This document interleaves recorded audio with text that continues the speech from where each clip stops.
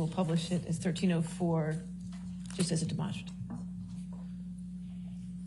And Mr. Neumeister, are these images in this demonstrative excerpts from the report you prepared in this case?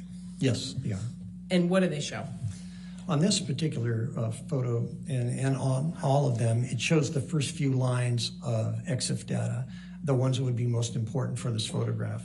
So, for example, things you would see, the very top line would be the make of phone. It's an Apple iPhone 6. And then the resolution is 72 pixels per inch, 72 to 1. And instead, where it says software on a normal iPhone photo, it would, instead of saying Photos 3, it would say the software version, for example, 9.3.1. And then you've got the date and the time of the photo below that, which is really easy to change in an EXIF editor. And below that, you have things like the like the flash. You've got the exposure type, how long the exposure was. So what you just highlighted there again was the date and time. So that's universal time code minus whatever area you're in the world. Anything else you want to show us with this demonstrative? Yeah, just below that, if you look, there's some things that would say, for example, a directly photographed image. That is not going to be necessarily accurate once it's been through an editor. It will always pretty much say that. So when you're looking at scene type or auto exposure, these are things that really don't matter all that much. What would matter is, for example, if you're taking notes, the focal length would be important. The pattern of metering, things like that to a photographer would be important. And again, this is just a few lines, and the reason I put these in there was just to explain a bit what EXIF data is. The actual thing I'm trying to point out is the fact that instead of an operating system, it shows the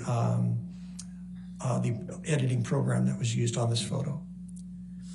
Are there additional photos that you did this analysis for? Yes, many. Okay. Can we scroll to the next page, please, Tom?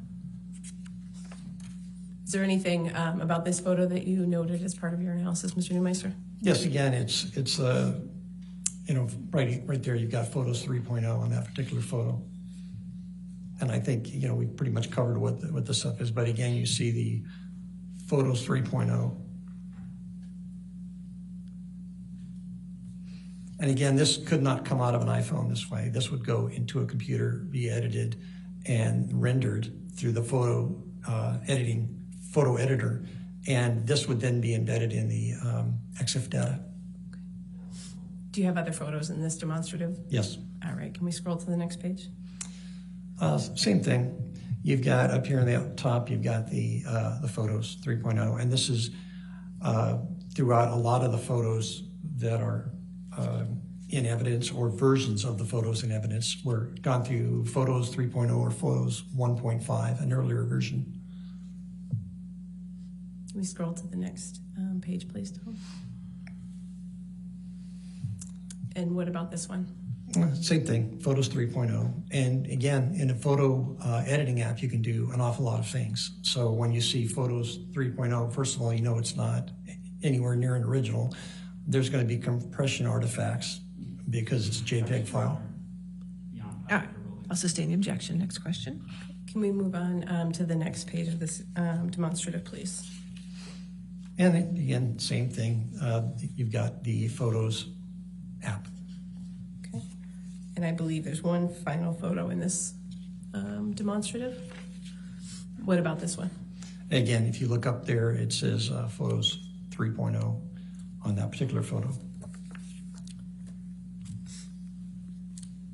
All right, we can take that one down. Your Honor, I have a little bit left. I don't know if you wanted to. All right, you want to take our afternoon? Let's go ahead and take our afternoon recess. Just do not discuss the case and don't do any outside research. Thank you.